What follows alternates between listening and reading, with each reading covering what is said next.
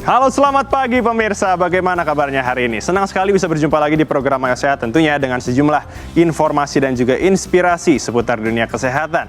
Tidak lupa kami ingatkan kepada Anda untuk tetap mematuhi protokol kesehatan dan semoga pandemi COVID-19 ini bisa kita lalui bersama-sama. Pemirsa, untuk mengetahui lebih lanjut mengenai informasi kesehatan, Anda dapat memfollow Instagram Ayo Sehat di @ayosehat_Kompas TV dan juga di kanal YouTube Kompas TV. Hari ini Ayo Sehat akan membahas masalah kulit yang sering kali muncul di wajah. Betul, itu adalah jerawat yang ternyata banyak jenisnya dan berkaitan dengan kondisi kesehatan kita. Seperti apa mengenali jenis jerawat ini? Nanti kita akan berbincang langsung dengan dokter spesialis penyakit kulit dan kelamin Dr. Kardiana Purnama Dewi. Mari kita mulai Ayo Sehat bersama saya, Agin Fridianto.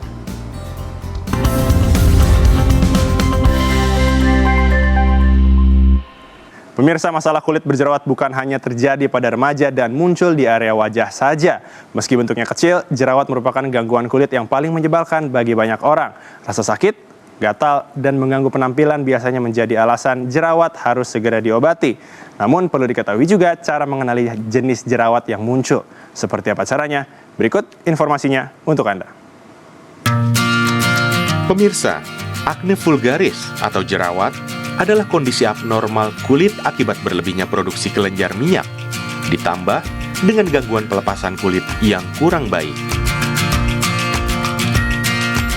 Bagian tubuh yang kerap ditumbuhi jerawat, yakni terutama pada daerah wajah. Lalu ada juga di bahu, dada, dan punggung. Ketika muncul di wajah, jerawat ini bahkan tak hanya menimbulkan rasa tidak nyaman, tapi juga bisa mengurangi rasa percaya diri. Bahkan, pada penanganan yang salah, jerawat bisa membuat wajah menjadi kusam dan menimbulkan bekas di wajah. Melansir dari artikel harian Kompas, sejumlah faktor sering menyebabkan timbulnya jerawat seperti ketidakseimbangan hormon, kontaminasi bakteri, kontaminasi zat-zat kimia tertentu, atau alergi obat, makanan tertentu yang banyak mengandung lemak dan bersifat merangsang aktivitas kelenjar lemak, cuaca yang panas, tekanan psikologis atau stres, dan faktor genetik. Sedangkan faktor lainnya yang bisa menyebabkan jerawat pada badan, yakni keringat dan penggunaan baju yang ketat. Lantas, bagaimana cara mencegah dan mengatasi bekas jerawat? Temukan jawabannya di Ayo Sehat. Pemirsa, untuk membahas lebih lanjut sudah hadir Dr. Kardiana Purnama Dewi, dokter spesialis penyakit kulit dan kelamin. Selamat pagi, Dok Dew. Selamat pagi, Mas Elgi. Bagaimana kabarnya, Dok? Baik banget. Alhamdulillah, baik banget. Nah, pemirsa, perlu menjadi informasi bahwa Dok Dew dan juga seluruh kru yang bertugas pada program Ayo Sehat edisi kali ini sudah menjalankan protokol kesehatan yang ketat dan juga sudah melakukan tes terhadap COVID-19. Nah, Dok Dew, ini masalah yang dari dulu, bahkan sekarang saat pandemi mungkin sedang merajalela ya. Betul. Jerawat. Mungkin bisa dijelaskan nih, Dok, bagaimana sih jerawat itu bisa timbul? Kebetulan informasinya ada gambarnya nih. Oke, siap. Ayo kita lihat, Kita lihat ya. Sekalian mungkin bisa dijelaskan, Dok, mungkin seperti apa sih kira-kira jadwal itu timbul? Jadi gini Mas Elgin dan pemirsa semuanya, ini lapisan kulit kita. Kalau kulitnya itu dipotong, maka di setiap folikel rambut, ini ada kelenjar nih Mas Elgin nih, dan teman-teman semua nih. Jadi kelenjar ini biasanya memproduksi minyak, sebum kita bilangnya gitu ya. Nah, pada orang yang memang kulitnya bakat berminyak, maka produksi sebum itu banyak banget gitu. Sehingga produksi sebum yang banyak, kalau diilustrasikan ini sampai penuh kuning semua. Kemudian biasanya yang kedua ada sel-sel kulit mati juga yang menutup permukaan kulit. Kenapa? Karena biasanya orang yang berminyak merasanya berminyak banget, cuci muka jadi lebih lebay. Betul. Ya? Jadi akhirnya kulitnya malah lebih kering, pori-porinya ketutup sama sel kulit mati dan juga kotoran. Terus jadi meradang, jadi deh ada bakteri namanya Propionibacterium acnes. Jadi ada bakterinya loh. Berarti jerawat itu ada bakterinya, pemirsa. Betul. Ingat itu. Baik. Nah, untuk mengetahui jenis-jenis jerawat mungkin, Dok, bisa dijelaskan kira-kira ada apa aja sih? Kan banyak banget tuh kayaknya. Nah, kita ada memiliki data lagi. Nah, ini pertama kali nih. Kita lihat dulu, mungkin ada seorang perempuan, ternyata dia mengalami outbreak dari kalau jerawat. cewek begitu deh ya. Oke, jadi sebenarnya memang pada satu area jerawat, kalau kita tadi lihat ya di yang gambar wanita sebelumnya, memang itu satu muka tuh macam-macam gambarannya. Ya, jadi seperti ini tepat sekali. Sebenarnya Mas jadi Dok Dew juga pengen klarifikasi nih bahwa sebenarnya kalau dibilang jenis jerawat ini kurang tepat. Ini adalah gambaran klinis yang bisa muncul pada jerawat. Oke. Iya, jadi ada yang namanya komedo hitam, komedo putih, ada papul, nodul, pustul dengan kistik. Dan biasanya ini pun bahkan bisa muncul bersama-sama atau satu tipe saja. Oke. Ya, jadi kalau kita lagi baru awal-awal kita ada yang kenal istilah akne komedonal, di mana pokoknya komedo-komedo semua tapi banyak. Atau ada yang namanya akne vulgaris, satu muka itu muncul semua tipe, bukan cuma di muka tapi di dada, di punggung bahkan di bahu-bahu. Ya. Ada juga namanya akne conglobata, wah yang sampai besar-besar banget, sampai ke leher-leher itu. Leher-leher. Betul. Terus ada juga akne hormonal, ya karena faktor hormonal, atau akne mekanika karena misalnya karena kelamaan pakai masker atau pakai helm tepinya sini, atau mungkin karena faktor-faktor lain atau karena penggunaan makeup. Banyak lagi tipe-tipe jerawat, ya. Tapi yang tadi adalah gambaran klinis. Nah, yang bisa muncul dan itu biasanya bisa bercampur aduk dalam satu wajah. Baik. Nah, ini Dok, pemirsa juga sempat bertanya mungkin kepada saya, sebenarnya dari jerawat yang muncul saat remaja dan saat sudah dewasa ini apakah berbeda, Dok? Sebenarnya ada perbedaan. Ada perbedaan. Betul. Monggo dijelaskan. Nah, jadi gini, kalau kita lihat karena pada remaja itu ada lonjakan kadar hormon karena puber. Nah, sebenarnya kan bukan cuma jerawat ya, mulai ada perubahan yang lain, termasuk bau-bauan itu mulai muncul gitu ya, karena itu pengaruh dari hormon. Nah, salah satu dampak yang utama adalah ada peningkatan kelenjar minyak yang membuat, nah tadi kita dibahas bahwa penyebab jerawat nomor 1 adalah peningkatan produksi sebum. Benar. Karena faktor hormon, sebumnya meningkat, jadi akhirnya mungkin timbul jerawat. Nah, kalau pada anak puber itu biasanya kayak gini nih, Mas.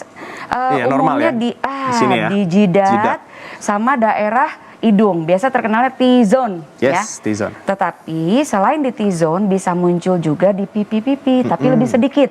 Kalau dilihat dari proporsinya, T-zone-nya seperti lebih menonjol keluhannya. Ya. Sedangkan kalau pas udah mulai dewasa, nah kalau mulai dewasa biasanya berproblem lebih banyak perempuan. Karena berkaitan dengan hormon juga. Kalau perempuan udah berhafal nih, Mas. Udah pernah. Namanya adult female acne. Nah, itu justru lebih ke arah, aku pada jidatnya nggak apa-apa, Dok. Jidatnya bersih, pipi relatif bersih, tapi dagunya lebih banyak dagu bagian bawah sini. Sini ya, Dok ya? Yes, gitu. Jadi itu biasanya perbedaannya, memang ada perbedaan. Dok Dew, ini kita masih, seru banget membahas soal jerawat ya, tapi kita harus jeda dulu nih, Dok. Pemirsa jangan beranjak dulu karena Ayah Sehat akan segera kembali usai jeda.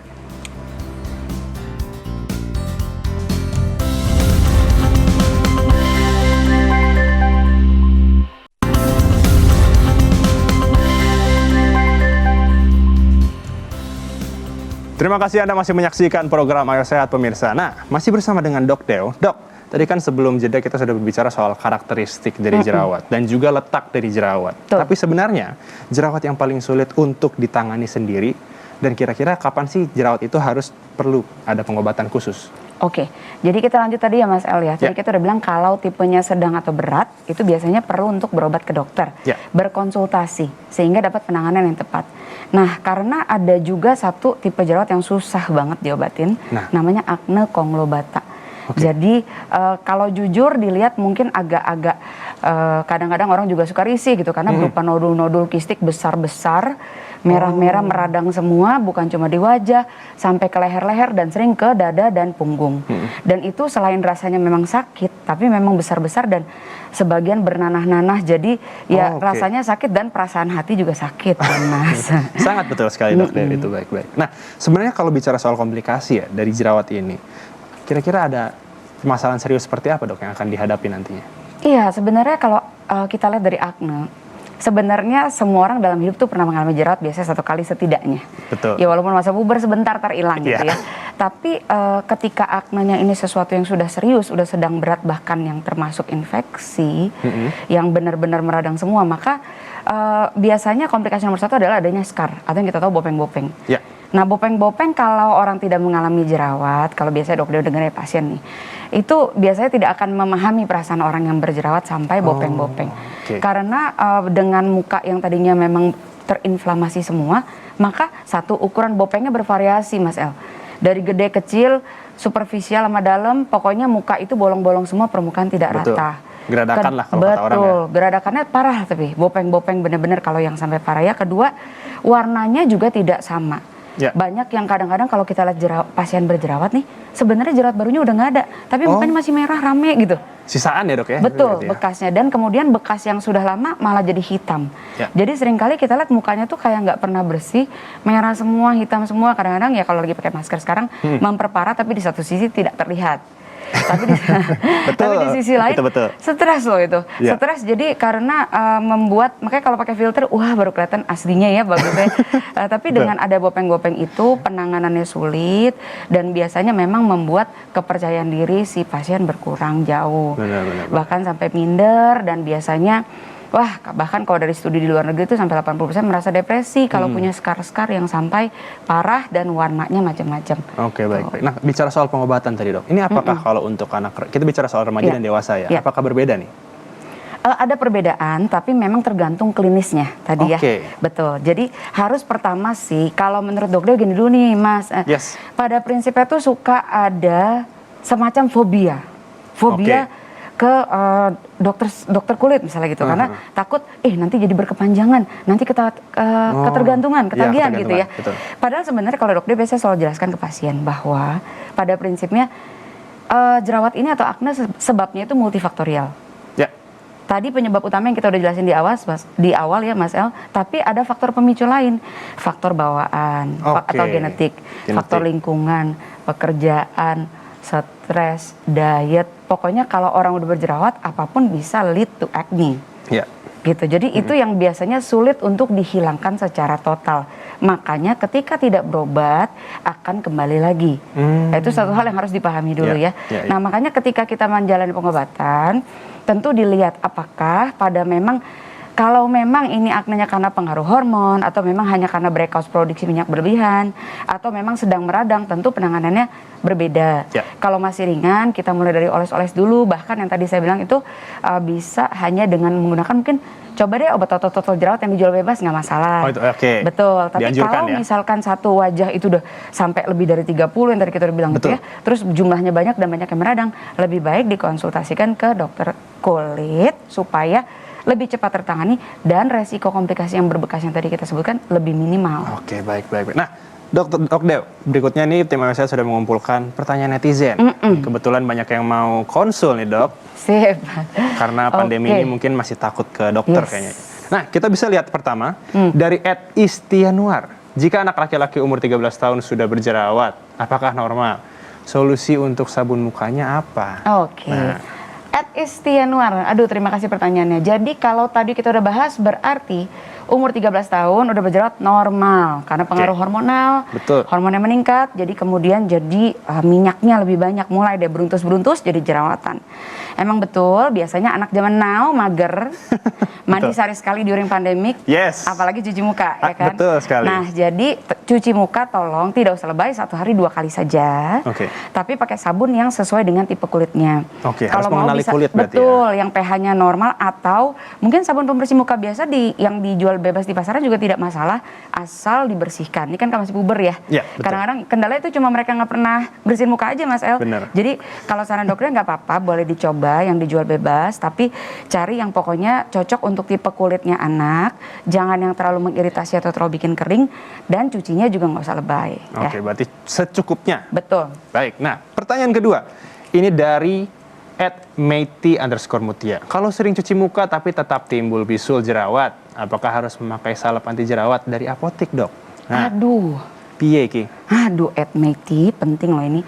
Kalau udah cuci muka timbul bisul jerawat, Meiti tadi dokter udah jelasin. Kalau jerawat sampai bentuknya kayak bisul, itu biasanya tipe yang nodul kistik atau mengarah ke konglobata.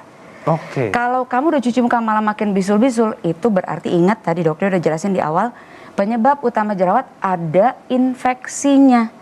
Infeksi bakteri. Oleh karena itu, bakterinya itu harus dihilangkan dulu. Artinya perlu ada antibiotik. Dan tidak boleh hanya dengan antibiotik atau anti jerawat dari apotik. Kenapa? Nanti akhirnya bisa menyesal sendiri karena udah beli-beli macam-macam. Kalau saya keluar banyak, nggak kering-kering, makin parah lagi, malah berbekas. Jadi double-double. Lebih baik dikonsultasikan ke dokter sejak awal. Secepatnya ya, agar tidak terjadi komplikasi. Betul. Ini kita ke pertanyaan netizen yang terakhir. dokter. Ini dari @novita_bulan23. Dokter, saya memiliki bekas jerawat yang menghitam bertahun-tahun. Gimana ya cara mengatasinya? Nah, ini scar kalau kata dokter tadi. Betul. Ya. Jadi Novita gini sayang, pada prinsipnya kalau udah berbekas hitam-hitam, satu biasanya dokter itu pastikan dulu jerawat barunya sudah tidak muncul. Kalau kamu memang saat ini udah nggak berjerawatan lagi, hanya bekas-bekasnya aja, maka Novita boleh mencoba melakukan perawatan atau krim-krim yang tujuannya untuk menghilangkan bercak-bercak kehitaman. Ya seperti ada efek whitening gitu. Yes, Ya, betul, tapi pastikan jerawat barunya udah aman ya, dan nggak lagi berminyak dan nggak ada resiko iritasi. Jadi kalau sudah menghitam, tenang, apalagi bertahun-tahun, bisa diatasi, tapi mohon maaf, kalau udah telanjur bekas gini, cost-nya lebih banyak.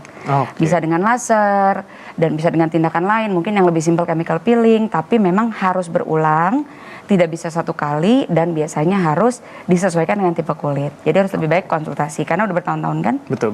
Oke, nah dokter, kita harus jeda sejenak, tapi sesudah jeda pemirsa, saya dan Dok Deo juga akan membahas mengenai mitos atau fakta. Jadi jangan beranjak dulu, ayo saya akan segera kembali, usai jeda.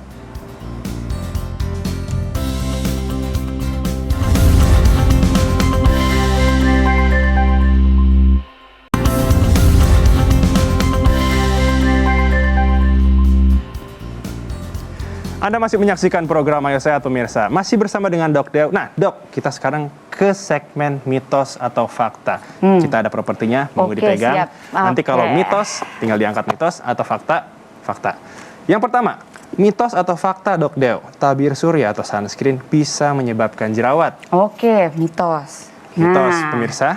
Jadi gini, sebenarnya tabir surya itu adalah properti yang wajib digunakan pada orang walaupun berjerawat. Cuma kendalanya adalah gini Mas El. Satu, karena tabir surya itu efeknya proteksi, maka biasanya dia teksturnya kadang lebih kental. Jadi sulit mencari, tapi kalau saat ini udah banyak sebenarnya, jadi jangan khawatir. Ya? Betul, dari dulu tuh biasanya tabir surya kemasannya krim gitu ya, jadi dan krim dan kesannya juga pasti biasanya ada komedogeniknya, sehingga malah makin nutup pori-pori, malah bikin jerawatnya lebih keluar, lebih berminyak, lebih lengket, orang bilang gitu biasanya. Betul. Tapi sekarang ini sudah banyak tabir surya yang cocok untuk kulit berminyak, nggak usah khawatir. Sediaannya seperti gel atau krim gel, jadi tetap bisa dipakai untuk mengurangi. Sebenarnya dengan paparan sinar matahari yang terlalu intens, itu pun bisa memicu jerawat. Jadi lebih baik tetap gunakan tabir surya. Atau enggak tetap di rumah ya, berarti. Jadi tabir surya nggak bikin jerawat sebenarnya, tapi memang teksturnya tabir surya, tolong dipilih yang sesuai dengan tipe kulit. Jadi yang non komedogenik juga. Baik, sip. Yang kedua, berikutnya.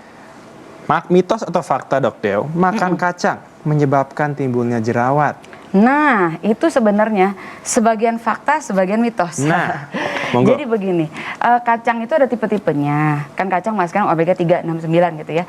Ada kacang-kacang yang dianggap lebih baik karena pada prinsipnya mengandung lebih banyak gitu ya nutrisi dan mengurangi kandungan omega yang tidak baik gitu untuk kulit. Sebenarnya yang bagus misalnya seperti hazelnut yang agak mahal-mahal tuh, almond gitu ya. Jadi kacang-kacangan itu agak lebih safe. Tapi kalau kacang yang biasa di kita, yang kita biasa makan kacang tanah, kendalanya biasanya Mas itu juga digoreng, ya kan ya? Betul. Nah sajiannya itu sebenarnya membuat akan memperparah. Jadi kalaupun tadinya tidak ya karena makannya banyak, kacangnya digoreng, gurih renyah gitu ya pakai.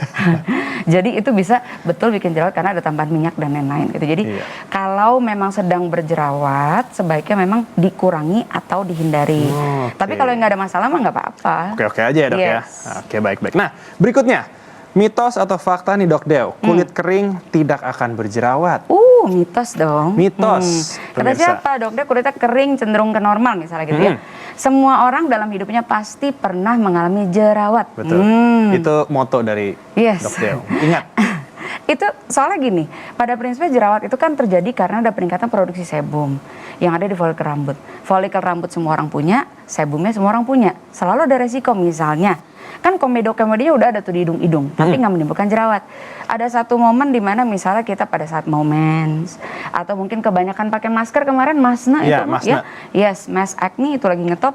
Jadi karena pemakaian masker yang berulang tiap hari terus-menerus, ada perubahan, kita bilangnya mikrobiom di permukaan kulit, jadi lebih mudah terjadi jerawat. Jadi kulit kering pun dalam keadaan tertentu, misalnya karena faktor tekanan, tadi kita udah bilang tuh Mas El, ada tipe akne mekanik. sebenarnya kering juga, tapi mungkin mohon maaf karena misalnya tiap hari pakai helmnya agak ketat atau pakai hijab agak ketat, di daerah pinggir-pinggir bisa mulai beruntus-beruntus. Kan ada sumbatan dari folikel. Benar. Minyaknya ada mungkin bertambah sedikit, sumbatannya terus jalan. Akhirnya jadi beruntusan juga. Jadi kulit kering tetap bisa berjerawat. Baik, pemirsa ingat itu, kulit kering masih tetap bisa berjerawat. Terima kasih Dok Deo untuk informasinya, semoga bermanfaat nih untuk pemirsa Ayo Sehat, tentunya agar terhindar dari jerawat. Harus happy terus. Jangan sampai depresi ya pemirsa ya. Usai sudah 30 menit, saya dan juga Dok Deo menemani Anda di program Ayo Sehat edisi kali ini. Tetap saksikan program Ayo Sehat setiap hari Senin hingga hari Jumat pukul 10.30 waktu Indonesia bagian Barat, hanya di Kompas TV, independen, terpercaya. Saya Algin Fredianto bersama dengan Dok Deo, pamit undur diri. Ingat, tetap patuhi protokol kesehatan, menjaga jarak, mencuci tangan, dan juga menggunakan masker. Sampai jumpa.